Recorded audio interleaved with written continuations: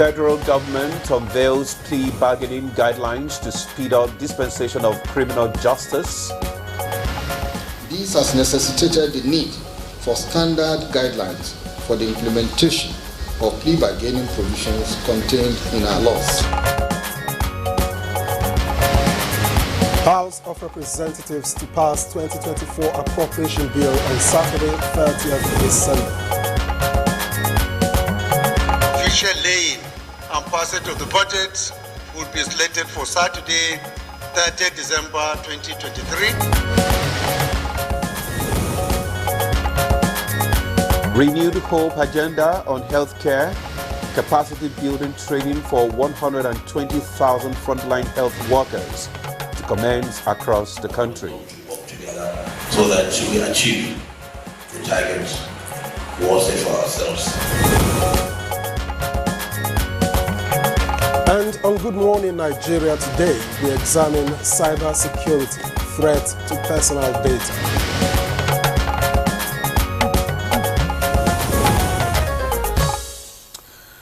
Cybersecurity is the protection of internet-connected systems, such as hardware, software, and data from cyber threats. The practice is used by individuals and enterprises to protect against unauthorized access to data centers and other computerized systems. Indeed, Ademola, a strong cybersecurity strategy can provide a good security posture against malicious attacks designed to access, alter, delete, destroy, or extort an organization's or user's systems and sensitive data. Cybersecurity is also instrumental in preventing attacks that aim to disable or disrupt a device's operations.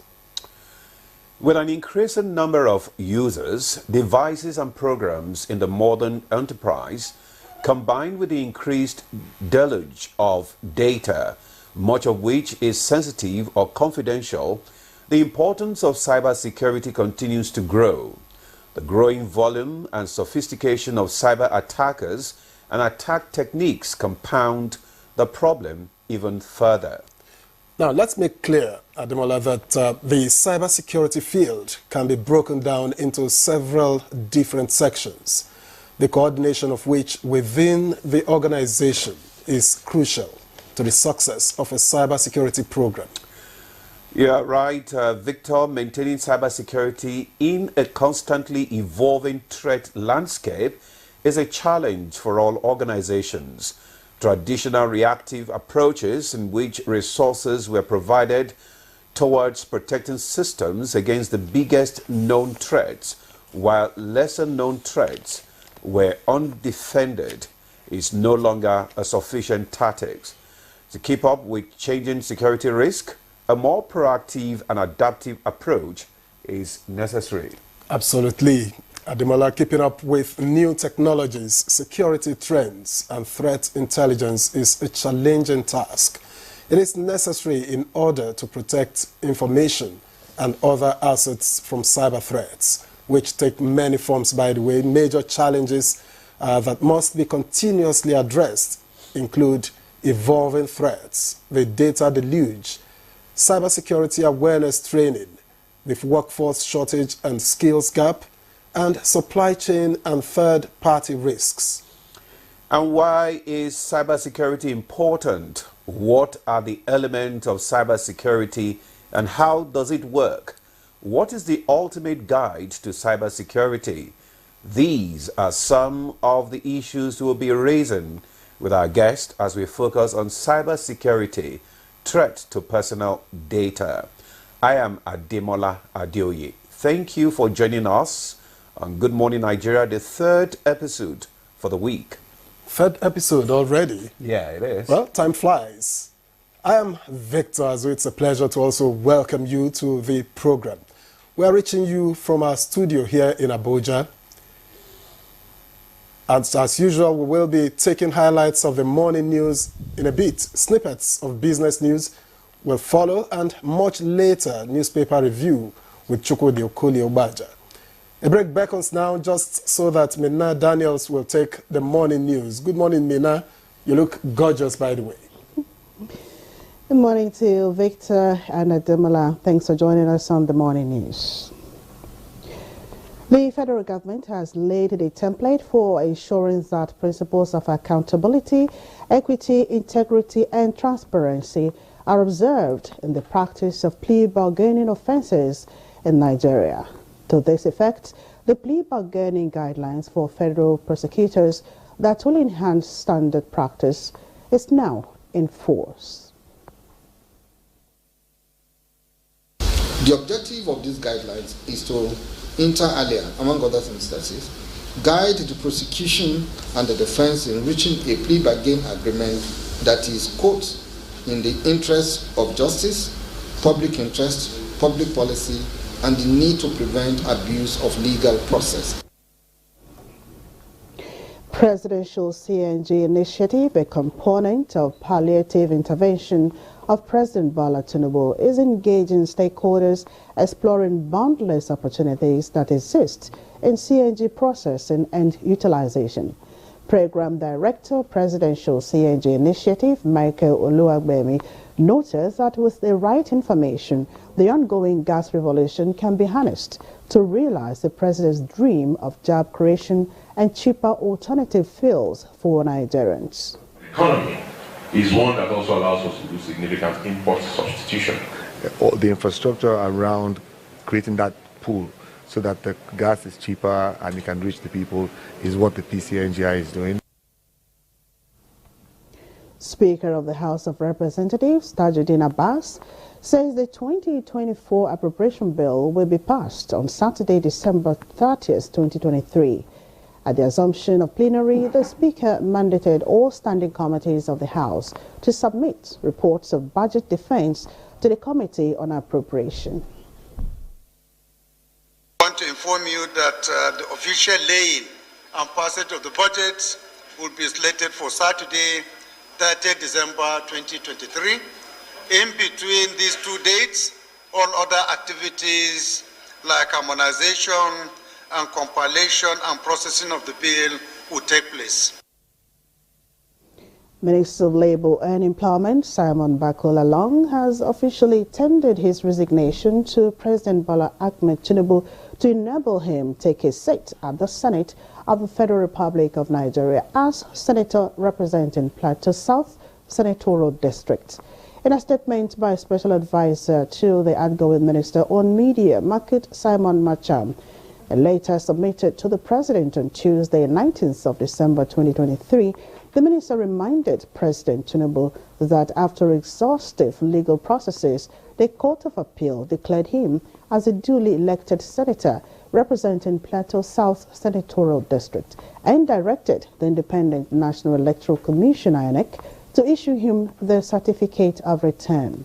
Lalong said the decision for his resignation was not made lightly because of the trust and confidence that President Bola Tinubu placed on him as a minister in his cabinet, having served as the Director General of the Tinubu Shetima Campaign Council, which delivered victory for the APC. Minister of Information and National Orientation Mohammed Idris says the strategic role played by the media in Nigeria's democratic journey, particularly towards the victory of the current administration, will not go unnoticed. The minister gave this assurance while playing host to members of the International Press Institute. Hope that this time Nigerian ranking in the Committee of Nations regarding press freedom, independent journalism, safety of journalists will be far higher. The president is a Democrat and he believes in the principle of freedom of the press. And he has told me times without number that the press need not to be guarded. A capacity building training for 120,000 frontline health workers is set to commence across the country.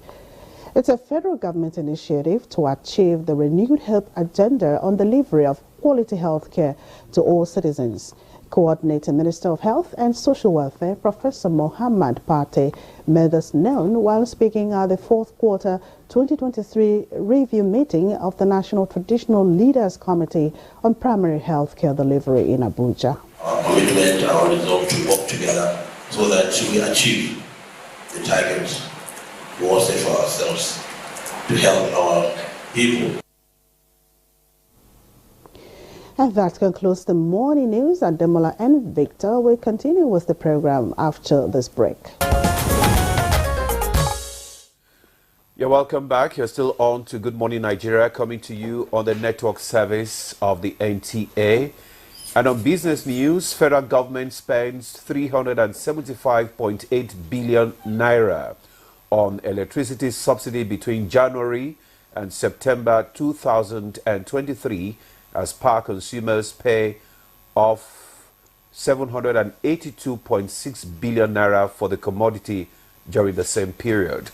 Vivian Eziadiefe has this and more on business news. The latest power subsidy figures obtained in Abuja from the Nigerian Electricity Regulatory Commission, an agency of the federal government, shows that government subsidized electricity in the first, second and third quarters of 2023. It was also gathered that power distribution companies billed electricity users a total of 1.06 trillion naira nationwide during the 9-month period, but collected 782.6 billion naira despite the blackouts in many parts of Nigeria. On subsidy payments, it was observed that in the first quarter of this year, the federal government subsidized power by 36 billion naira. This increased to 135.2 billion naira in the second quarter and jumped to 204.6 billion naira in the third quarter. Providing reasons for the subsidy in its just released third quarter of 2023 report, the NEC said it was due to the absence of cost-reflective tariffs. In another development, the Ministry of Marine and Blue Economy has revealed it will adopt the proposal of the African Center for Asia plus Bangladesh Studies to achieve economic diversification, create jobs, environmental sustainability and inclusive growth, with the overall set goal of a sustainable and thriving marine and blue economy. Permanent Secretary of the Ministry disclosed this when a delegation from the African Center for Asia plus Bangladesh Studies, led by its chairman, visited the ministry. The Permanent Secretary, however, hinted that the ministry is willing to collaborate with the center. Let's take a look at trading on the floor of the exchange.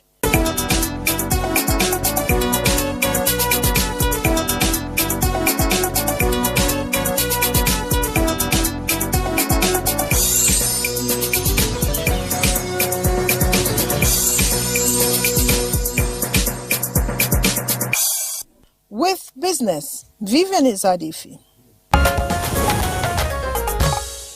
All right, thank you, Vivian, for that business package. Newspaper review is next on Good Morning Nigeria.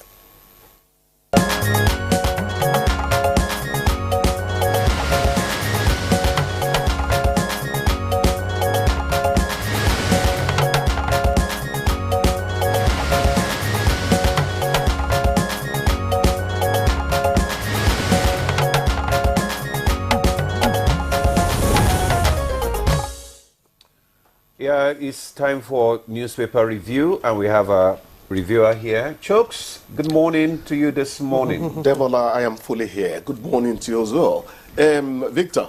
Yes. How good they go? Well, small. One day at a time. Gentlemen, I'm happy to be here. Good to see you. Okay, Victor, you can kick off. You have two papers. All right, let's begin with the leadership. Quite some interesting headlines here. One above the nameplate. I didn't order dress code for Niger workers. That's according to Governor Bago on page 19. I was shocked when I read that yesterday. That he didn't want Babariga and yes, from Monday to Thursday. How would you say you will not promote your culture? I mean, it's ridiculous. Well, but every day, well, I wouldn't know. I don't know about promoting one's culture. An office. There is an extent to take your culture to in the office when it becomes a distraction. No, not to wear it at all. Okay. No, it said Monday to Thursday. Friday is allowed. Okay, fine. Friday is allowed. Yeah. But now he says he didn't. But I say but this. Some people are not comfortable. I say this to newsreaders. Yes. Culture is very important to reflect. Yeah. In your attire and all that. But please be careful that I don't start admiring your gele or whatever it's called instead of listening to your news. You do. So you don't dress to distract your viewers. I must give it to NTA. You must. Right from CNN, Howard Brown's time, Bimbo Loyede, NTA has always dressed appropriately. Simple. Never taking it. But I look at some other stations, and they don't have that moderation. That's the point I mean. Okay. Right. Yes. And the big headline here. Rivers truce, Fubara bows, ready to make more concessions. With the riders, says no price too much to pay for peace in Rivers. Actually, it was almost emotional when he said that on the mic yesterday. Yeah, and, I saw it almost like... You don't, let me not use this word. He was subdued. But let me say this, at the end of the day, he says no price is too much to pay for peace to reign. You know, that I don't agree with Pa Edwin Clark. That because those are the words of somebody who sounded like a weakling or something. The peace pact is one-sided. He totally, supported it, former Rivers governor. I think at the end of the day, peace in Rivers State is what everybody wants. Yes. I don't know what the president told them, how he handled it. Human rights lawyer Femi Falana was saying that the president must make sure he does not engage something that is not constitutional and all that. Even I don't know. Fashola said that, that he has no constitutional role to play, both in Ondo and Rivers. But you don't wait for a constitutional role to put out a fire. That is it. That's the point. That is the point. I just know that the president couldn't have used any arm twisting. I call him the dialogues man, the negotiator. I think it has worked again. Sorry I cut it, Victor. I just couldn't resist it. The last rider there, PDP insists Wike is still party member, not above sanctions. Oh, well, he has not resigned from the PDP. He is still a member of the PDP. He glibly told us that he's a PDP member in an APC government. Remember? Okay. So PDP hasn't said anything out of context. But remember, Nigerian political parties that are not in government will be in perpetual opposition to. So I wouldn't be surprised if they find a few more faults than even Pa Edwin Clark. All right. And one smaller headline there, by no means the least. Supreme Court hears Kanu governorship appeal tomorrow. Wow. Yes. That's an interesting one. It will be. I was one of those who jubilated when NNPP, seemed to have taken one. But democracy has a way of running its own life. So let's see here how it all goes. At the end of the day, the Supreme Court's verdict is final. It is. So that we can always have law and order in this country. It is. And then we can lay the matter to rest. Exactly. It is. Go ahead. Okay. Let me take the Punch now. Similar headlines as we have read earlier, Rivers, this Rivers subject. But let's look at the big one here, cash crunch. NLC warns FG of mass protest. Again, banks cut withdrawals. I think I experienced this firsthand the other day from the same commercial bank, a major commercial bank. Yes. In one branch, 5,000 naira was the limit. In another branch nearby, 10,000 naira was the limit. Same bank. During the Yule tide, that's not quite what to expect at this time of year, when people are going to need the little cash they have, because it's all been fought down to little cash. They can't even get the cash of it to spend. But maybe they're helping you spend it. Save it. To save it, that's just the thing. Because things are not easy in Nigeria at the moment. No. So when somebody asks you, you just say, say cash, no day. Victor, I hope you've not said that to somebody already. That's a good one. Yes. And Yuletide, FRSC cautions motorists against overloading, dangerous driving. That's on page 14. And let them not treat it as a yearly ritual. Let them listen to FRSC, because madness seems to grow two heads, usually. People, now I hear that when I went to drop something to be taken to the village, Delta Line, they told me about was 20,000 naira. And then I think that close to Christmas, it could actually hit 25,000 naira. What I'm going to tell them is, don't say because transport is high, you go do a quick one with your private car. It wasn't registered for commercial purposes. Okay? Don't become a transporter. Okay? I'm trying to resist it myself. I thought to throw it back. There's this one quick one I would like us to take a look at just above the nameplate of the Punch. Don't depend on Villa for feedback. Fayemi advises Tinubu. That's on page 7. I think that's important.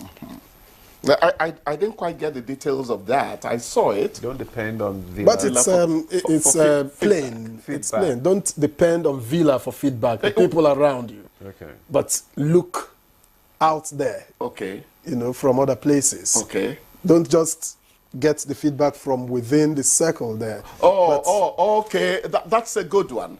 Because many people are going to keep on telling the king, your majesty, blah, blah, blah. They hardly will tell you the truth. So feedback is better when it comes from neutral grounds, if that's what it's all about. Yeah. That's a good one. Okay. All right, let's move on to the Blueprint newspaper. Below the nameplate, we have federal government to disburse 75 billion loans to small businesses in January. Couple traffics 1-month-old baby purchased for 30,000 naira. Jokes. We lost it. Yeah. We lost it. You sell your one baby for 30,000. Our children are tomorrow. Aye. They are not for commercial purposes. And some people will say that is the situation. What kind of situation is that? No, Why would you sell your... You see, sometimes I say that we don't have to wait for people to remove their clothes and walk naked before we begin to treat insanity. There are grades of people could be cranky, then crazy, deranged, mad, raving mad. Madness is graded, really. Some people are not completely normal. That's true. Yeah, it is. Okay, let's move on now. Okay, I think... this is a similar one from the Fubara Wike 25 lawmakers. Orders PDB threatens Tinubu's peace accord, insists on fresh polls, molds sanctions against FCT minister, others over anti-party. I'm ready to pay any price for peace, Rivers State Governor. That's Fubara again. Yes, that's Fubara. We stand by President's peace deal, the APC. And... below we have cash scarcity bites harder in Lagos, Ogun and major cities, and urban renewal infrastructure top bagos 613.2 billion 2024 budget. 2024 will fully unveil gains of federal government's reforms, Tinubu says. That story is on Talking about the budget, the Speaker of the House of Representatives, Abbas, was saying yesterday that by the 30th of December, the budget that's going to be passed. And I like it. Early to bed, early to rise makes a man healthy, wealthy, and wise. I asked the other time, do they still do poems in schools? Do they still do that? Poems. Yeah. Do they read them? Maybe private schools. They do. I think they do. Okay. They do. Maybe private schools. Yeah, the one I liked was the defiant Abiku. In veins your bangles cast charm circles around my feet. I am the Abiku calling for the first and repeated time. Wole Soyinka. J.P. Clark's was more of the appealing one. Because for those of us who also attended public schools, we did a lot of those. Yes. And if it's not being done now, it shows a decline. I think they still do it in the university. They should. I don't know. I hope we're not getting pompous. No. We were given an education that it helped us to be rounded people. Don't remind me that I wrote mathematics 3 times and failed it 4 times. That's what I'm talking about. In other areas, we excelled, you know. Well, I wrote Yoruba and passed it once. That's a good one. That's a good one. Kiloruko, Victor. I like that. All right, that's good newspaper review for this morning. We'll take a break. Good Morning Nigeria continues. Thank you, Chooks. Thank you, guys. Always happy to be here. All right. Thank you.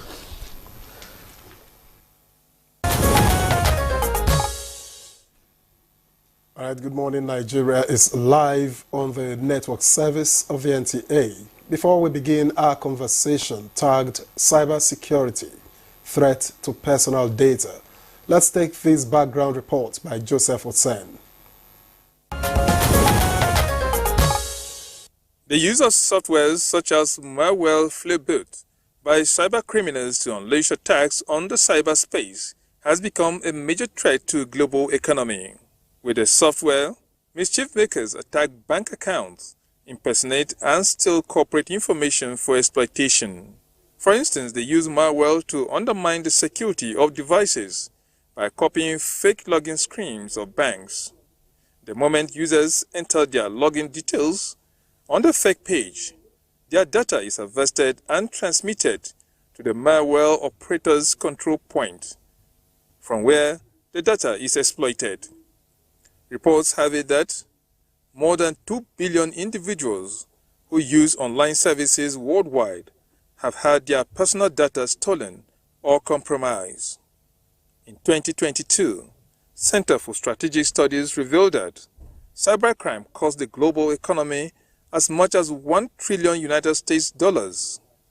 Like in many countries across the globe, cyber attacks is said to have increased in Nigeria during COVID-19 pandemic because forced restrictions and lockdown led to job losses, with many young people whose livelihood were under threat taken to cybercrime. Nigeria's drive towards safeguarding individuals' privacy in the digital space led to the enactment of the Nigerian Data Protection Act 2023, giving birth to the establishment of the Nigerian Data Protection Commission as the primary regulator for data protection in the country. It recently launched the Nigeria Data Protection Strategic Roadmap and Action Plan, outlining strategies and international collaborations for data safety. Meanwhile, the nation's security formations like the police and military have established data management centers and stepped up strategies on combating cybercrime. Several arrests have been made, but how equipped is Nigeria towards protecting its cyberspace? This and other related issues will engage guests on Good Morning Nigeria. Thank you, Joseph, for that background report there. And seated with us in the studio to discuss cybersecurity, threat to personal data, is Dr. Uche Mbanoso, Professor of Cybersecurity and Computing Executive Director, Center for Cyberspace Studies, Nasarawa State University, KEFI. Professor, you are welcome. Thank you for having me this morning. All right. Right, and also here with us is Abdul Rahman Mohammed Mande, network engineer and IT security analyst. He is also penetration tester. Thank you very much for joining us. It's a pleasure to be here this morning. Okay, let's kickstart our conversation this morning with the professor. Cybersecurity has become a major concern globally, and Nigeria is not an exception. And what worries everyone is how can one protect his personal data? What exactly is cybersecurity?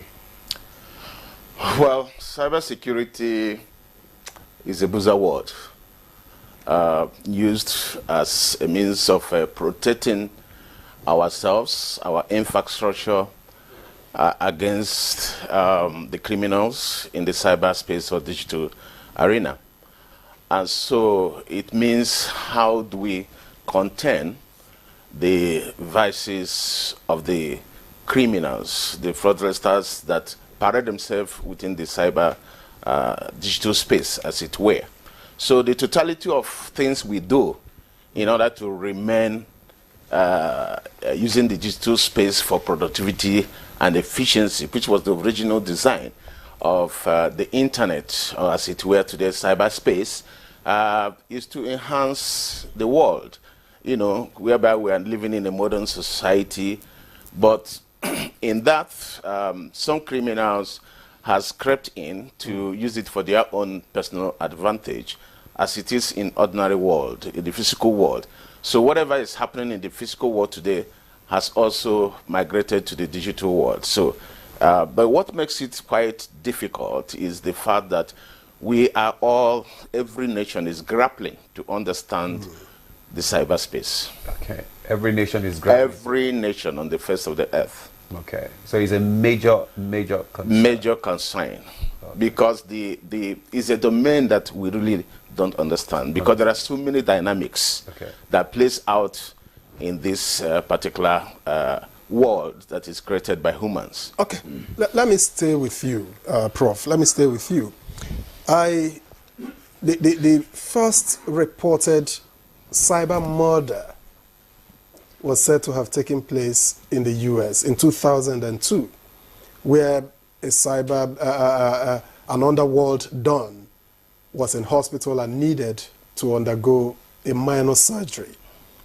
Now his rival got, wind of that and employed a hacker to hack into the hospital's systems and altered his prescription. Now, the nurse on duty innocently administered the wrong prescription. That patient died. Yeah. That's how far cyber the crime is. But where are we in Nigeria? What are the threats before us that we are confronted with? No, just like you said, the threat is global. Trying to localize it is the fact that we have a lot of players, playing within the field. But what we need to understand is that the modern society is driven by data. So data is at the center of everything we talk about the cyberspace. In some of my write-ups, I always say that the citizens or the inhabitants of the digital space is data. So if you talk it digitally, it's zeros and one. And the data, a lot of people have alluded to the fact that data is the new oil. And so we are living in a data-centric society. And that data can be used in different forms. Every data that moves within the spectrum of the cyberspace somebody is interested in that data. So every data that moves, someone is interested. So what people do with that data is a different thing. And so data can be weaponized, data can be poisoned, all sorts of things can happen on that data. Data can be corrupt.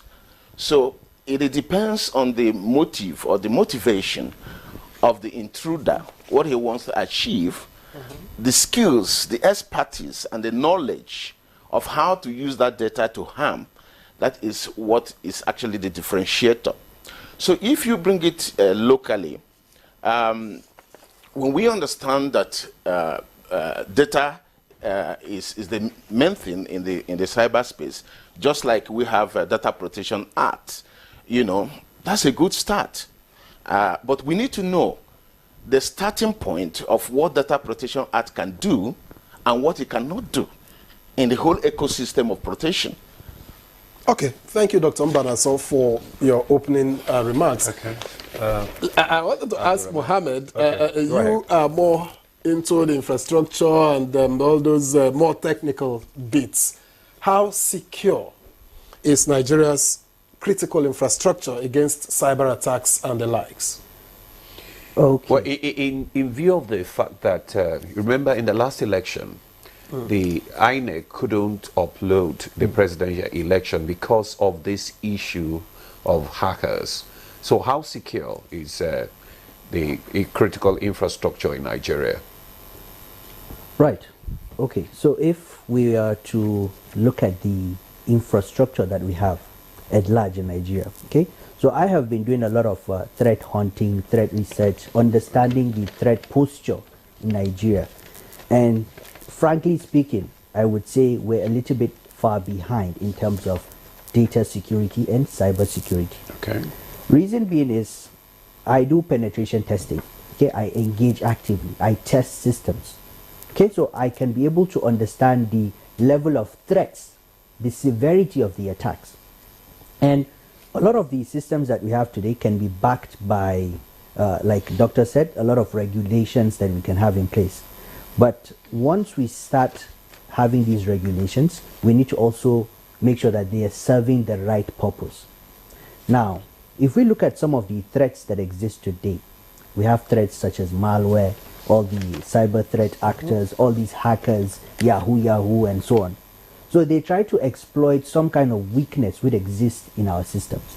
And these weaknesses are there. Okay?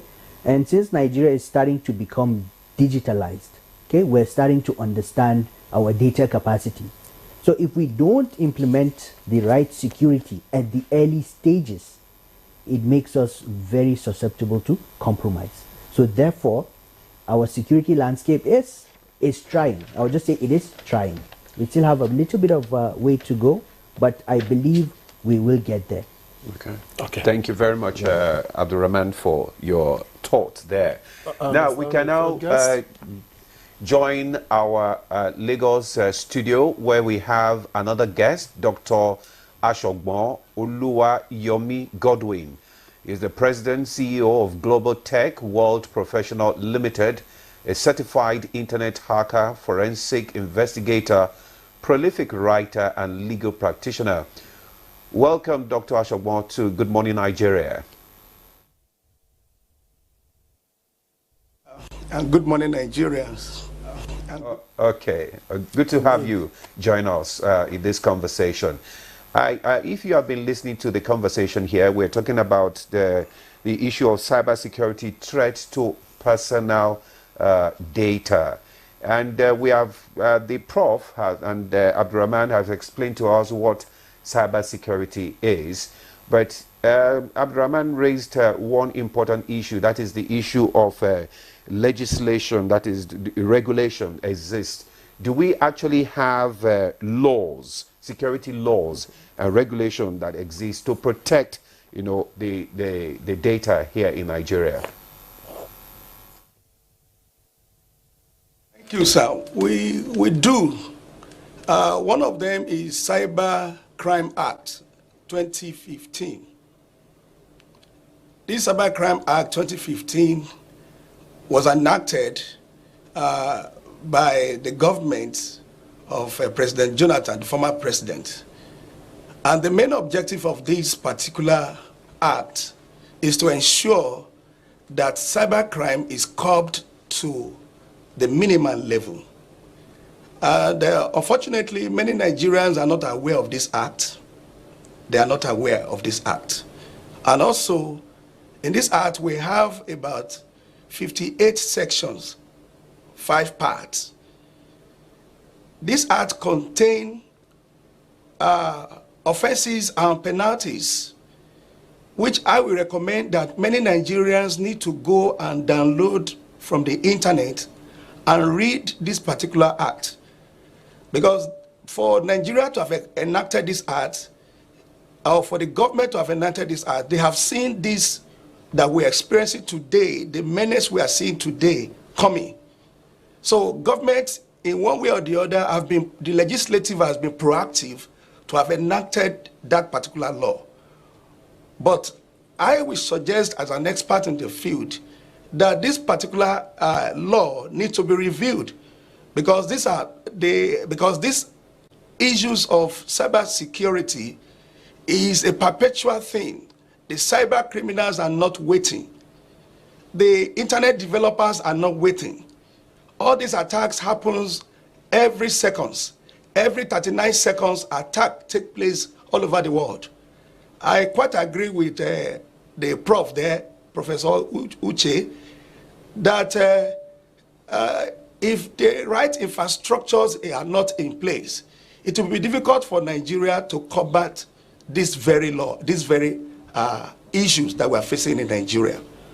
And I also want to say this, that even when these laws are in place, Nigeria as a citizen also need to protect themselves. I am aware of the National Cybercrime Center in Abuja that is designed to protect the traffic of hackers coming in and going out of the country. But I want to say this: if the citizens of Nigerians who are using the internet are not guided, vulnerabilities become inevitable and attacks is inevitable as well. Take for instance, if an individual who is not aware of cybercrime and the implications of cybercrime is sent a phishing link, a link with a malicious attachment, which we call malware. If this person should click that link, the malware may be designed in a way to extract the information of this person. How will government be responsible for this? So it's a dual role. As government is playing their own, the citizens of the country also need to play their own role. And also, cyber security or cyber attacks is not a national affair, it's a continental affair. It's a continental affair. This is a problem all over the world. It's a problem all over the world, which a government of a given nation cannot handle without cooperating with other nations to ensure this menace is curbed, if not totally eradicated, but to the lowest, minimum. So in summary, there is a legislative law guiding the activities of the cybercrime in Nigeria, as well as some statutory policies are also there, which we believe that if these things are enforceable, I want you to mark my word, one thing is law, another thing is enforceability of that law is also very important. So enforcing this particular law is very, very important in ensuring that these issues we are facing right now is curbed to the barest minimum. Thank you, sir. Ashogbo, thank you very much for your opening salvo. But let me stay with you. You have said that government has a role in preventing cyber insecurity, so to put it, and the citizens have a role to play. Now, what does the citizen need to do? What are the conditions? You are a certified hacker, so what conditions make it easy for hackers to, attack a system?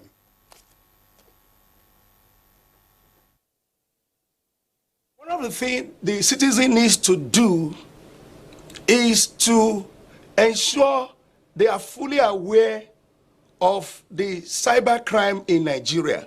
There are centers, like for instance, recently we organized a program called Tech 1 Million. The essence of this Tech 1 Million is to create awareness of cyber crime in Nigeria, where we have decided to train over 1 million Nigerians, starting from the regional northern region, for free, to create awareness of this menace. Because one of the ways we can curb cyber crime in Nigeria is awareness and education. Awareness and education. Let me give you an instance. A woman was called that her ATM card has expired. And she acknowledged that the ATM has expired. And they told her that they don't want her to come to the bank because of the queues and the likes of them in the bank.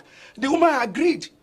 And they asked her for them to help her to do this. She needs to provide the PAN number, which is personal authentication number, the 16 digits. She provided it without even asking who called her. She only agreed that the person that called is calling from the bank. And the hackers in question claimed to have called from the bank. Number two, the hacker go further to ask for the expiry date. She also provided the expiry date. Later, the hacker asked her to turn the ATM to call the CVV. The CVV is a credit verification value. Credit verification value, which is 3 digits at the back of the ATM. While she was calling this number, fortunately for her, her daughter came and asked her, "Mommy, what are you doing?" She said somebody called her from the bank that they want to help her to renew her ATM, and the daughter hit her back that, "What do you mean? This must be a scammer." If not that, and from my findings, the woman has over 5 million that was sent to her from her son abroad. The money would have disappeared. Many Nigerians are victims of this on a daily basis. So awareness and education on the part of all stakeholders is very, very important. It's very, very sacrosanct. We have started in Abuja last month in November. And we call it Take 1 million to train Nigeria for free, to ensure that they are not victims of this very problem. Number two, for Nigerians not to be a victim, when you see mails in your spam section, please don't click. Even if you click, delete. Because in most cases, most of these mail companies, like the likes of Google, has been designed in a way to, disable some links with malicious files. But if you go further to click on this, you can be a victim. Another way citizens can protect themselves from being a victim of hackers is that the system you are using, anytime you log into your email, please sign out and log out and sign out. Not only that, when you log out, you will see a section that is saying remove this account. Remove the account. Why? Because failure to do this, when hacker comes into your system, they can penetrate your system or hack your mail through this. Also, when you are working, the history and cookies of your browser, always delete the history and cookies of your browser. It is very, very important. Delete it. Because there are sections hackers can organize with the cookies and of the history of your browser. Take, for instance, you work on a mail, and you maybe probably the battery is having issue and the system went off. Anytime you come up again, you do not need to sign in into such mail. So if the person that signed in at your back is an hacker, they will just go to your profile and change your password, and that's all. And that's all.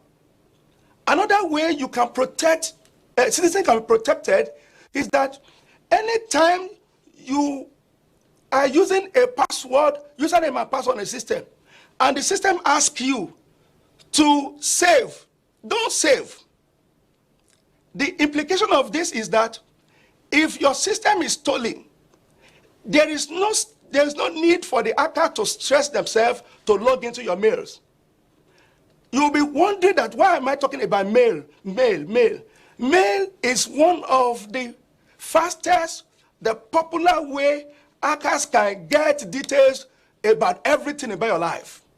Your social media, information of social media is in your mail. Your account details is in your email. Your bank detail is in your email. In fact, your life documents, your certificate, university certificate, marriage certificate, many of us now, we've scanned all these things and save all these things in our mail because we believe we can be called at any time to provide all these information. So at our beck and call, we get this available to whoever that need them. So hackers is very, very aware that one of the easiest way to get across to you is your email. Number 4. Thank you, Dr. Ashokmo. Thank you very much for giving us some tips, for us to be able to safeguard our data there. We'll come back to you later in the course of the discussion. Let's come back to the studio. Prof, you've listened to Dr. Ashokmo and all the things that he has reeled out there. I want to say that I've been a victim once before, because one of these hackers called, probably hacked into one of my colleagues' mail, and called and said, I sent a text actually that, please, I'm in a fix. I need money, urgently, and it's a matter of life and death and all that. And I thought that this person has never asked me for money before, and I didn't think. I just said, okay, fine, no problem. How much? Let me just send you. So I sent some money.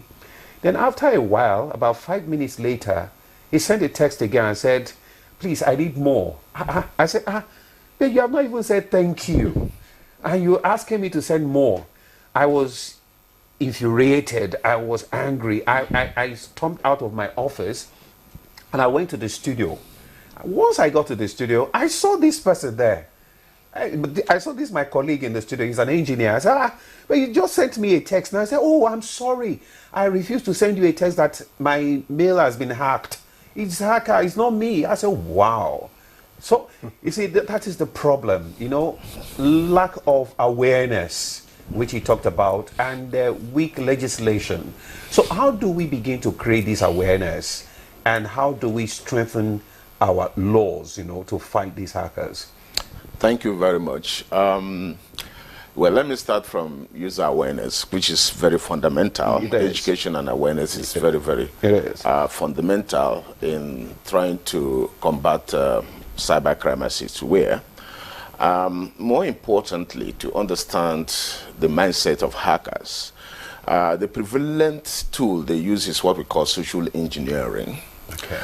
And social engineering is a psychological thing. And so they want you to act before you think. Yeah. So that is the basic foundation of almost all the tricks they use for cybercrime.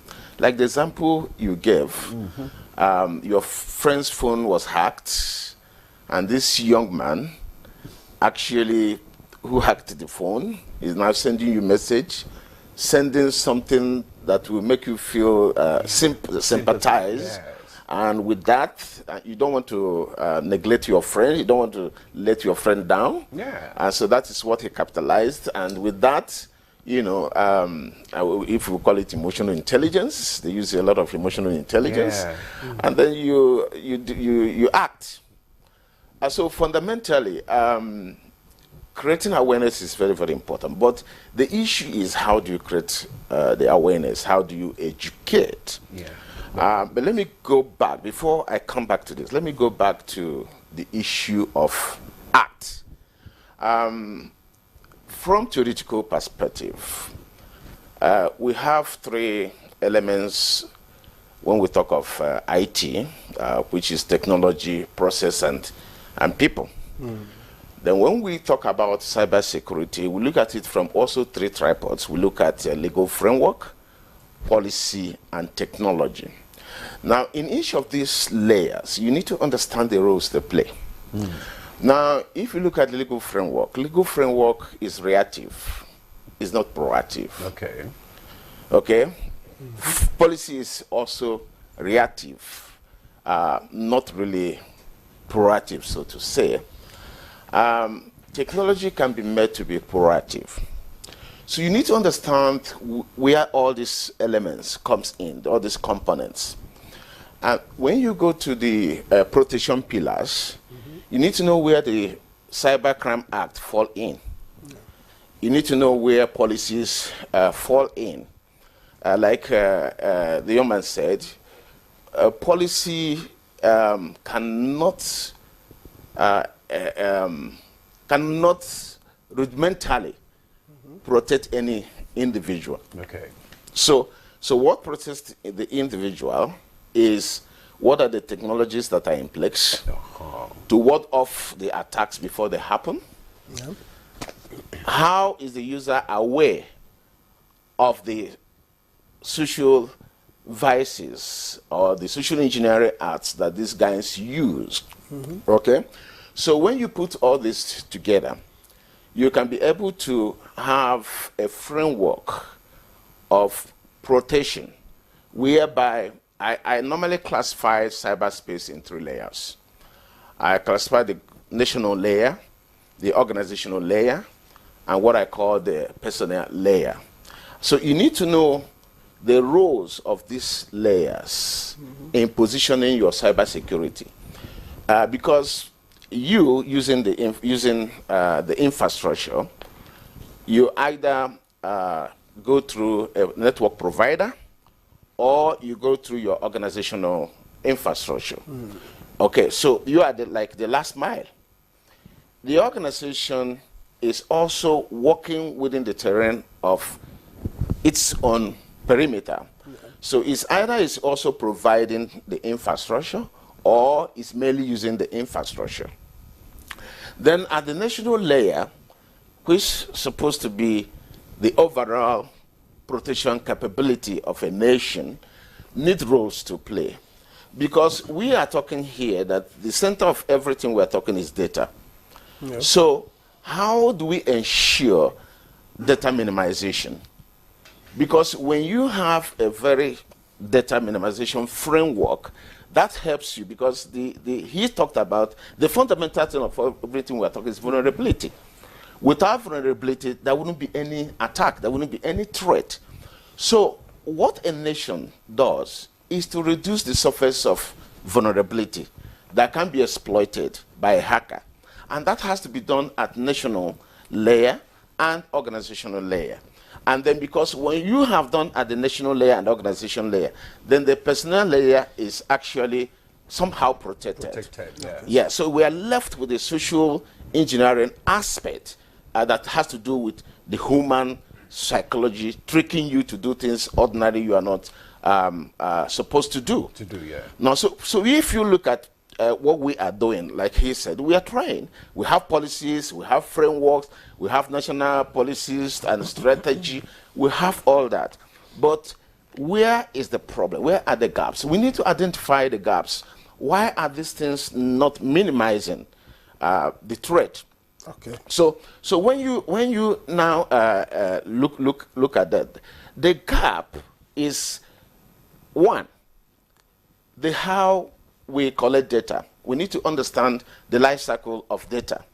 How we collect data, how the data is processed, how the data is shared, how is the data stored. Let me give you an example. Almost every organization you want to do something in this country asks you for NIM. Yes. What do they need NIM for? That is the you want to question. go to the Aegis, you ask you for NIM. Yeah, that's the you big go question. to MTN to register, they ask you for NIM. That's the big all question. Sorts of data, massive uncontaminated data collection. Yes. So that is the fundamental, because that is the vulnerability point that we need to address. For instance, my NIM is linked to my telephone. Yep. So you don't need to ask me for my name, because once I have a valid registered telephone, I give you my telephone, sort my name out with a NIMC. And with that, you are minimizing data propagation. Yes.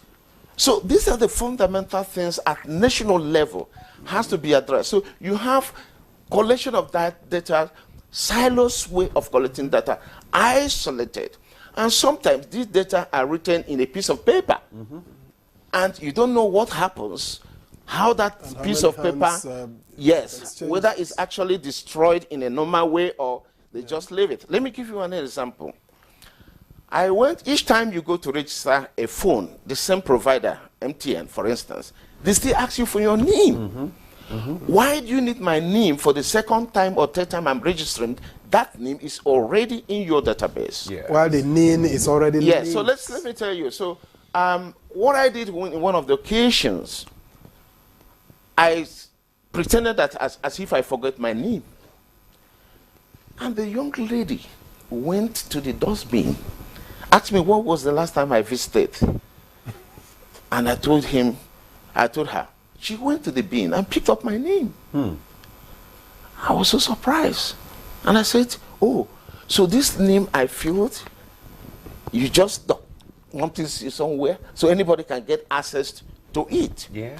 So these are the major fundamental problems. All right. We need to harmonize our data in such a manner that data is not filtered away unnecessarily. Now, the same thing before you stand up. The same thing goes on, for instance, someone called me recently, called my telephone and asked me, just like what you were trying to narrate, and said that my ID card has expired. And I asked her, ID card of what? He said, thunder, fire me. Now, the question is, how did this hacker know that that telephone is linked to you, to my account? Yeah. So there is data leakages, either from the banks or from the service providers. What of conspiracy? So all this need to be tidied up. So if you are talking about trying to protect our digital space, we need to do the fundamental things, harmonizing our data, because every law you have put in place is reactive. They are not proactive in protecting digital space. Dr. Mbanaso, thank you. Mbanaso, thank you very much. Let me get back to Mohammed Mande, who has patiently been waiting. Dr. Mbanaso, you listened, talked about layers and layers. But let's take, for instance, the citizen. How enlightened, in your assessment, is the average Nigerian citizen? And I ask because if you are, I think that an individual needs to be suspicious to be able to withhold. Only yesterday, someone sent me a message on one of the social media platforms, direct message, and was telling me Postdas apparently has been able to hack into a relative's account and was sending me a message, oh, I don't like to do this often, but I am very sick and I need some money. I am usually suspicious. But I said, okay, call me. He said, I don't think I have your number, do I? Said, but you have it. I said, but you have it. He said, no, I don't think I have it. I said, okay, come to the house. This time I said, you are my neighbor, come to the house. And he said, okay. He asked for I said, okay, you come. He said, okay, I should give him my number. I said, no, I won't give you because I know you have it. We exchanged. I just led him on. I knew this was scam. I led him on for some time. When I got tired, I just blocked. I moved on. And that's because I called the relative in question and I couldn't reach him. And I don't know why. What they have done with his line, I couldn't reach him. So I just left. But I knew this is somebody who hasn't spoken with me or to me for a long time. And so to speak with me for the first time after a while and you just come and say, this person lives in Abuja, not too far away. So you need to be suspicious. Yes. What else needs to be done? And what is your assessment of the level of enlightenment of the average Nigerian citizen regarding cybersecurity and the likes? Okay. All right. So thank you for this great question. So one of the things that we do is in penetration testing. So if I was to walk into this office today, hey, looking at everything that is going on, from the security guards, I will try to manipulate them using things like social engineering to get into this building. Now, when I come into this building, I can pretend to be from one of these agencies, from social investment, and if I walk in here with forms telling you that there is a loan scheme or a grant. Or grant, yeah. A lot of us will be willing provide to, data. and then you provide your information. So that is one technique that is being used in today a lot. Okay. If you tell people to give you their data for loans or grants, they quickly give it to you. Including BVN and everything. So you can go ahead and collect their bio data. So that shows you that our citizens don't really know much of the right questions to ask, such as, why do you want this information? So asking the right questions also matters.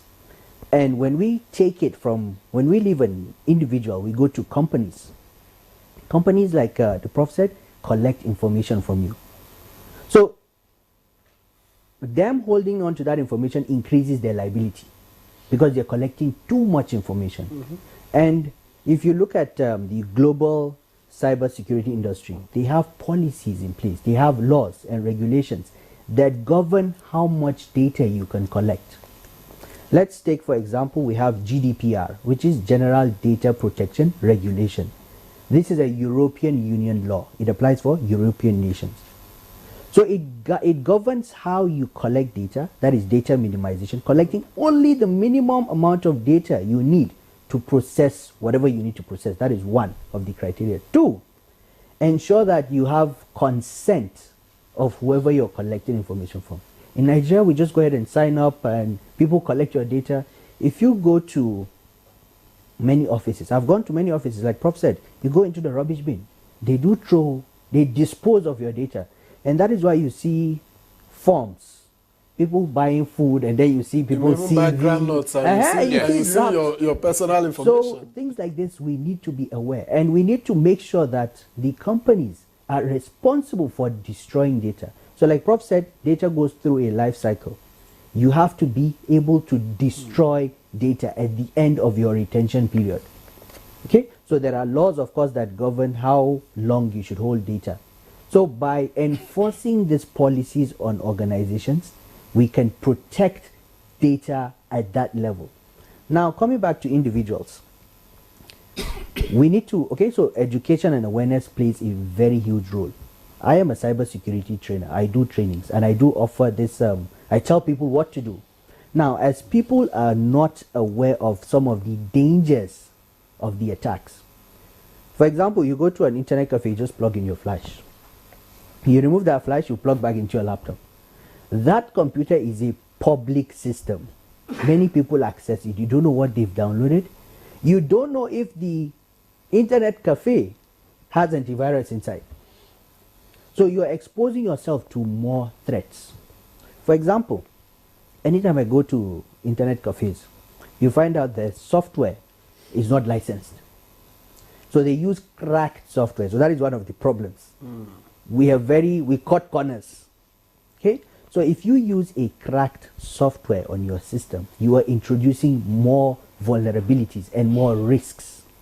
Now, one of the side effects of having a cracked software is you might not be able to update your system, because if you update, it will remove the crack. So you don't update. Now, if you don't update, and anytime you update your system, it comes along with extra new security features, but you haven't updated. Let's say you haven't updated in 1 year. All right. So so I would like to say I'm not a Yahoo boy. Okay, but from attacks that we have performed, I perform attacks on systems. But we do have this update coming regularly, especially on the phone. On the phones. On the phones, yes. So that is why update within a month again. Say updates. Your phone is original. So one of the reasons is because for every update you get a security fix. Okay. Or bug fix. Bug fix. So you can have hot patches and quick fixes. So these are all ways that you go. So if you have a cracked software, you will not want to update. Why? So that you don't spoil whatever application that you're using. So if you don't update, you get compromised. Well, but also there's a caveat there we need to pay attention. That's just like say talking about upgrading. There's what we call rogue software. Remember, about 60% or more than that of the apps you use in your mobile phones are free. Okay, yeah. So have you ever asked yourself why are they free? No. Okay, you need to ask those questions because there's no free lunch anywhere. Yes. Even in Sierra Leone. So, like you were saying, like Google has reported a lot of malicious applications. Yeah. So you might have downloaded them, you don't even know. You don't even know. There is a backdoor that someone probably somewhere remotely can see whatever is in your phone. Yeah. So I have engaged with a lot I have engaged and exploited a lot of vulnerabilities.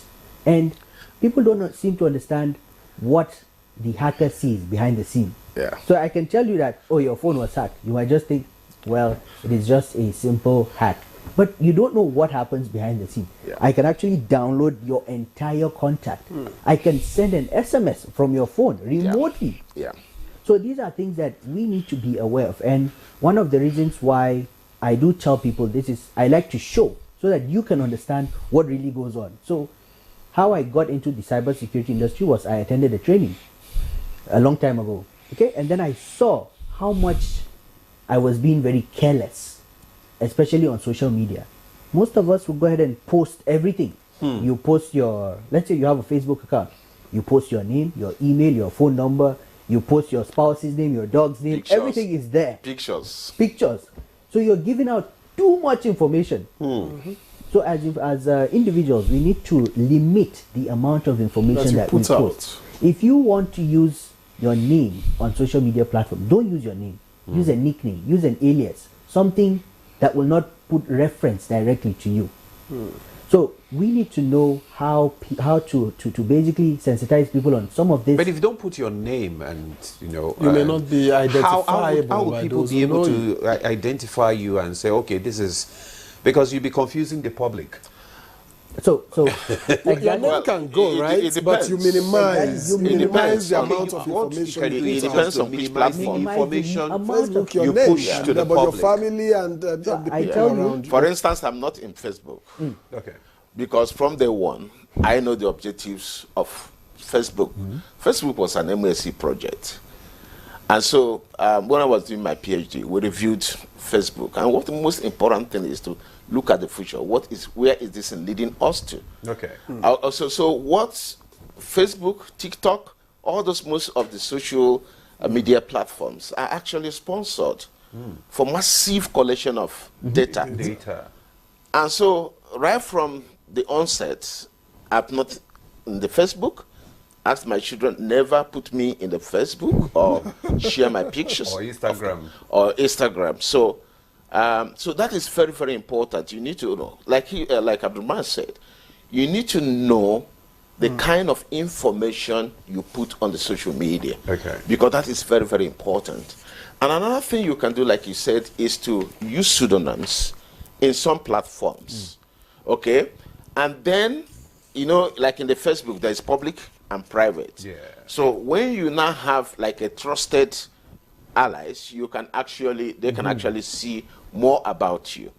And so I'm going to talk about few of on the social media. Okay, Prof. Let's bring in Dr. Ashogbon into the discussion now. Dr. Ashogbon, you have, I'm sure that you have heard the discussion going on, and especially the three layers that the Prof talked about: the national layer, organization layer, and the personal layers. I want you to speak on those layers. Then again, there is something that I want to ask. Like, for instance, that I fell a victim and the money was transferred. And the moment I transferred the money and I saw the person, my colleague, I called the bank and I said, please, somebody, I've just been, I've just fallen a victim. Please, can you help me trace who the person is and all that? I probably blocked that account. But my friend at the bank said, no, it's impossible, Demola. We're going to find it difficult, but we'll try. But I don't think it will be possible because those people are way ahead of us. So how do we begin to protect ourselves?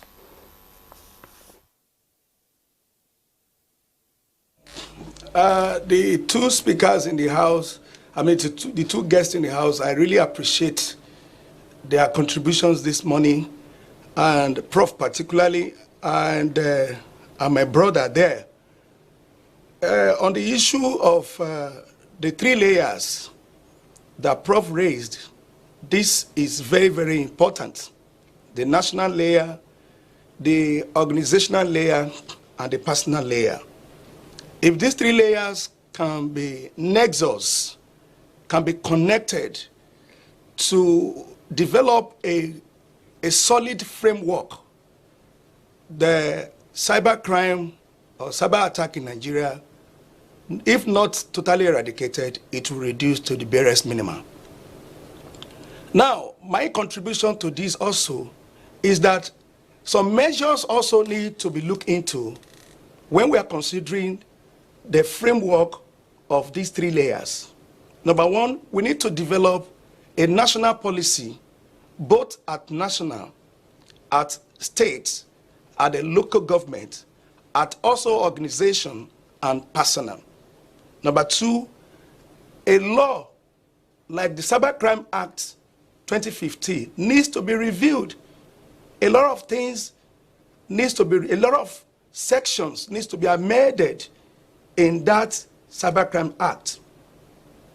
Take, for example, there is a section in that act that said if a financial institution, that is section 37 now, should debit the account of a customer without the consent of that customer within 72 hours, the bank has the right, the law provided that the bank is under obligation to write to the customer the reason why such act is committed. And failure to do this, the financial institution is liable of an offense. And it's there, you will read it, they will pay a fine. They are also meant to pay a fine of 5 million. But oftentimes you see financial institutions, you know, or money going out of your account without explanation. So that is one. That area needs to be reviewed. If the money withdrawn from the account is more than 100 million, is it 5 million the bank will pay as a fine? So that is one area. Another area I want to talk about is institutional capacity building. This is very, very important. Many civil servants need to be trained on this cyber crime matter. Individuals need to be trained. As I've said, we have started it in November. Take 1 million to create awareness and education for people. Another one is public-private partnership. Cybercrime is a phenomenon that cannot be eradicated by government alone. It's an intercontinental phenomenon. So the public-private partnership is very, very key at this critical time. Another one is public enlightenment, and also the International Enforcement Corporation. International Enforcement Corporation. To juxtapose what the Prof has asserted on the 3 layers, I will say that we should add the international layer. We should add the international layer because cybercrime is borderless. If the crime committed, for instance, is within the country alone, it's good. But I want to tell you that most of the hacking that took place in Nigeria this year, the hackers are not in Nigeria. Okay, take for instance, a school, a private university was hacked in April 22nd this year. And the hacker posted pornography, sex video to the website of a private school where they charge over 4 million naira per session. And from investigation, the hackers are not from Nigeria. So, while we are looking at personal layer, organizational layer, national layer, international layer needs to be added, where the country, our country, Nigeria, also, you know, go in conjunction, in partnership with some international bodies and countries or nations to ensure this issue is abated. On the final note, from the question you asked, sir, that the bank said they will see what they can do. Today, there are a lot of vulnerability in the cyberspace of the financial institutions. Take, for instance, people from their phone now open accounts without providing the necessary information. And you see this very customer transferring and receiving money. Though I understand there are 2 tiers of accounts. The first tier account, the second tier, and the tier 3 account. The tier 1 account does not require BVN. From my research, this account cannot accommodate more than 50,000. And that is why in most cases, you see that the hackers don't demand for more than 30,000 naira. So as not to throw the account into a lock account or off balance. Because if money that goes into that account at once is more than 50,000, then the account, the hackers will not be able to withdraw such money, and the account will be inactive automatically. So this area of allowing the banks to open account for many customers without doing due diligence, that area needs to be looked into. In as much as we don't review this area, people will continue to be a victim of cyber attacks. And also I want to say this, if your phone is stolen, for instance, and you put a call to financial institutions, please block my account now because my phone has been stolen. And in less than 30 minutes or 1 hour or thereabout, you see through other relatives or whatever that they've deducted money from your account or they've withdrawn the money from your account. Governments need to look into this area. We are not blaming financial institutions. As Prof has asserted, the national layers need to now meet the organizational layer, because the most concerned organization here is the financial institutions. Because one of the main benefits or goal of cyber attacks is financial gain. It's number one on the list. When you talk about attack is equals to, mathematically, is equals to goal plus method. Goal plus method. What is the goal? The purpose for this attack. And the purpose is always financial gain. Though there are others. Identity theft is there. Disruption of services is there. But the main purpose is financial. So if the main purpose is financial, then the institution handling financial needs to come to government, or government needs to come to them, and also private sectors also need to come, and let's come together and build a robust framework so that if anybody's phone is missing, for instance, in Nigeria, in less than 1 or max 5 minutes, the line in question or phone in question is blocked to avert the further occurrence or further manipulations of these cyber attacks. These days, if you lost a phone, it's not even the issue again. When you lost a phone now, your brain will begin to calculate now, what happened to my social media? 1. What happened to my email? 2. What happened to my account? 3. These are issues. These are issues which I believe we cannot finish the discussion today. Thank you. God bless. Thank you very much, Dr. Ashogbo, for your thoughts there. We'll take a break now. The conversation continues shortly. Stay with us. All right. Nice to have you rejoin us on Good Morning Nigeria. Our guests have been talking a lot about cyber security and data protection. But let me get back to Dr. Mbana So. Now, how is data, and this is an offshoot of the contributions of Dr. Ashogbo earlier, just before the break. How is data and privacy of individuals protected in the digital space? Is there enough? What regulations govern data handling? I ask because, for instance, you lose your phone, and as a result, you lose your money. The money goes somewhere. It is not taking cash. Why is it so difficult to apprehend the culprit and return the money to the victim?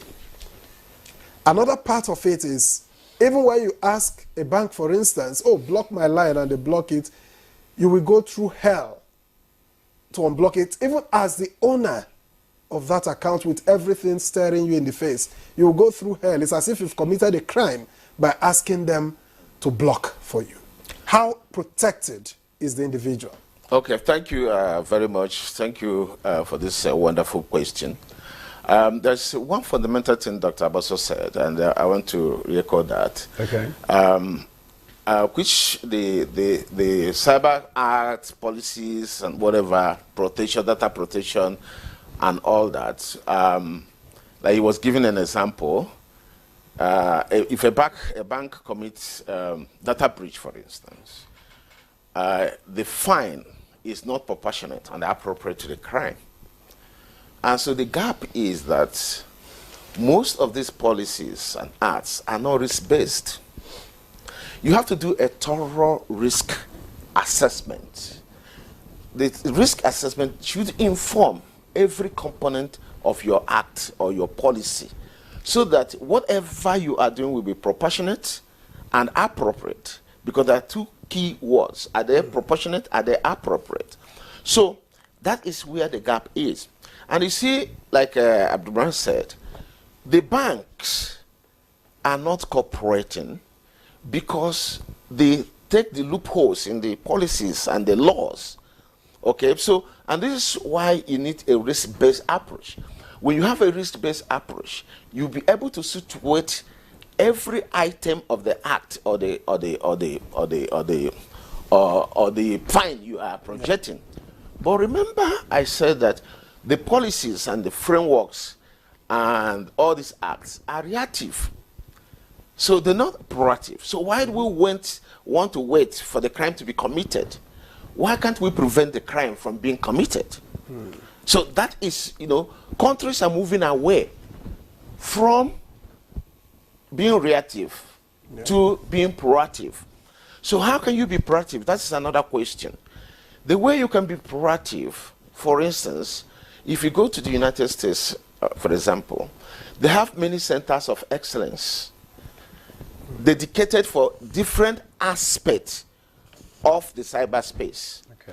There are people who their job, and most of these centers of excellence are instituted in universities. Their job is to monitor special aspects of the cyberspace. For instance, there should be a center of excellence in monitoring critical infrastructure. What is happening in critical infrastructure, the kind of threats, who are those interested in critical infrastructure, because the civil servants cannot be able to do this. Is not their calling. The research and development fundamentally reside in institutions. So you need, first of all, establish centers of excellence, different types of centers of excellence, specializing in a certain area. So if you come to social engineering, for instance, as you said, I need experts in social engineering. I call an expert from Ahmad Bello University, for instance, in a center of excellence for social engineering. They're building expertise, building knowledge base for everything that has to do with social engineering. From that premise, you can train people, because your training now is not just theoretical, not hearsay, but you're also injecting a research-based, fact-based in your training. Okay. The practical aspect of it. And so all these are very, very important. You have a center of excellence in, for instance, in penetration testing, so that we understand the nuances of penetration in testing. The penetration testing is good because it only tests the systems, but it doesn't test the human aspect, the people aspect of the technology, which is the weakest point as we are talking, the social engineering, how they hack your mind first, and before they hack the system. Because that's what they do. They hack your mind first, then before they hack the system. And then when these things happen, because of the weak legislation or weak legal framework, because they are not risk-based, the victim suffers enormously.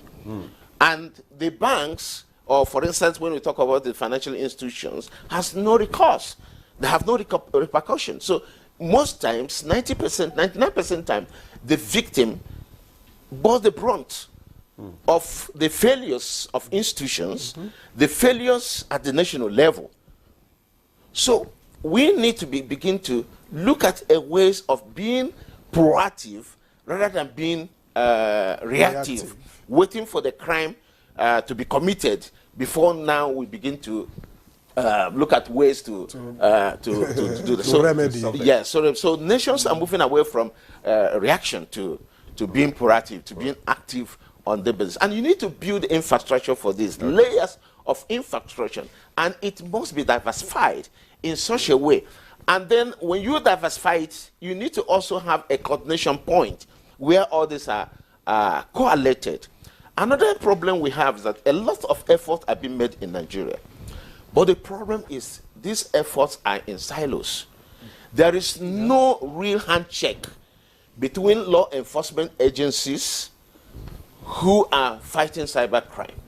So each person is doing what he feels and what he likes, and working in, there is no coordination. There's no collaboration. No collaboration, no harmonization. Okay. And sometimes people want to feel it's sacred, holding what we have. Oh, we don't want to reveal it to another. But you are serving one interest. Credits. You are serving one interest. You are serving one government.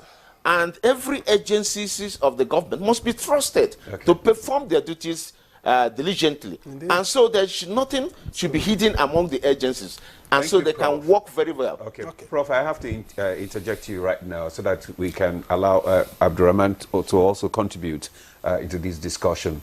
You have heard what Prof said, that we need to be proactive, not to be reactive, in this circumstance, or else we'll be in great danger. And they need to build the proper infrastructure. Now, how is Nigeria preparing, let me ask you, for the security challenges posed by emerging technologies such as IoT, AI, and blockchain? All right. So thank you for this question. So IoT means Internet of Things, right? So basically, if you look at what is happening digitally, you have a lot of devices today. You have CCTVs that you can put at home. So whenever you mention an IoT device, this is a device that needs to get internet connection. So today we have a lot of smart homes. Now, let me give you a scenario. Assuming you go ahead and buy or you use this smart home, you buy one of these smart homes. You have all these smart gadgets. You have, if you leave the house, the AC will turn off. If you come in, it will turn on, the blinds will open. So looking at these threat landscapes today, attackers try to target these IoT systems. Okay, why? So that they can get access to your resources. Imagine you're inside your room, your house, but someone is looking at you. You don't even know from where. So this increases a lot of, and these are done very easily. You and I can do it right now. We can try and see some people's houses. Why? Because the devices we buy, we don't vet it. You just go to the market and you buy a device. You think you're just buying a device. The vendor who created it, are you sure he is following the best security practices? Is he securing that device? Does the device have a username and password for login? So these are questions that we need to ask when it comes to IoT devices. Nowadays, of course, so many things want to join the internet also. You see a smart fridge. A fridge that needs internet access so that it can connect to the store, and when you're low on stock, it orders for you. So let me ask you a question. What if someone hacks into that system and just orders 20 crates of egg for you? Now that egg is quite expensive. Okay, so you just see you just see 20 crates of egg delivered to your door, and it has already paid because it is linked to your card. So these are dangers that we as users need to start asking. We need to start asking the right questions actually. And now you have things like AI. AI is quite a tricky subject nowadays, because in Nigeria, we are starting to develop more and more interest. And this increases the risk of more cyber attacks. If you look at, we have a technology called deep fake. Nowadays, there is a lot of fake things around the world. Fake email, fake news, fake picture. I can change a picture and be your body with my picture. So these are dangers that we need to be aware of. And the government needs to know how to, I wouldn't say the government, but we need to know how to contain these type of attacks from escalating. Because people use this technology, you can use it for the right reasons and you can use it for the wrong reasons. So if we have people that are using this technology for the wrong reasons, we need to know how can we prevent them from accessing these services. We need to make sure that they're using it for the right cause. So and then we have an issue of blockchain today. All right, so blockchain is a technology that is also being implemented a lot in Nigeria, especially when it comes to cryptocurrency. Cryptocurrency is a subset of blockchain. Now, cryptocurrency, the basic idea is to provide anonymity and transparency in the financial services. What you're doing is you're eliminating the financial institution from the whole equation, because your financial institution, you have a customer that goes through the financial institution, then you get access to your funds. Okay. So if we remove that middleman, we have more of a direct communication with our funds. So it just makes everything available in a transparent manner to everyone. But nowadays, you find out that Nigeria has a little bit of, I remember when a lot of crypto miners and cryptocurrency was blocked in Nigeria. So we have to know how we can use it in the right way. Okay. Okay, so not knowing how to use it in the right way can cause problems. Like, let me give you another instance. One thing that I have researched and I like about, I think I would say like it too much, when you try to purchase a drone, when you try to operate a drone service, you can't freely do it. Okay, so you would have to go through the Nigerian Air Force. Yes. So the Nigerian Air Force is controlling this amount of service. Mm-hmm. So if you look at it from a security point of view, this prevents attackers from buying their own drones and doing surveillance. Okay, so this is a level of control that at least we have on aerospace fields. Okay. Now, something that I would also like to add is we need to understand who are these threat actors. Who are the people responsible actually? Nigeria, we always say Yahoo boys. Okay? And sometimes it goes beyond Yahoo boys. Like Prof said, it is borderless. It can be from somewhere else. Yeah. Mm-hmm. Now, I would like to give you a story. Okay, just a short story. In 2021, I was also a victim, even though but it wasn't from me. It was from my financial institution. I was just sitting one fateful day. It was an account with, I think it was just 2,000 naira. And before I knew it, there was a transaction of 96,000. So the account was overdrawn to a minus balance. Shortly it reversed. I was like, okay, no problem. Then the next time it doubled. Ultimately, I was left with minus 346,000. That you have to pay. I went to the bank. And how I even got to know about this is that I went to the bank to withdraw money. And then they said, no, I don't have access to my account. My BVN has been blacklisted. So I had to go through 8 months of hell without any account. And this was a fault from the bank because I did not authorize the transaction. So there are loopholes in our institutions that need to be addressed. And in order to address these loopholes, we need to, of course, everything requires checks and balances. So at an institution level, the organization needs to do their due diligence to ensure that they are protecting customer data. They're putting systems in place to protect customer data. And how do we trust them? Okay, so they can just say, yes, we protect your data. How do you trust them? You need to audit. Okay. We need to constantly keep checking what they're doing. Go to. And we use policies like ISMS. These are international standards. Okay? These are international standards that everyone can actually use. Information security management system.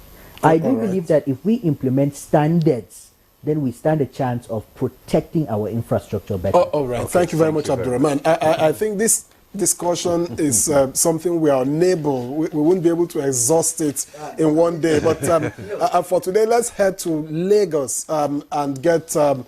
Asogbo's closing thoughts. And in 30 seconds, please, Dr. Asogbo. I didn't get the clarity to the network issue.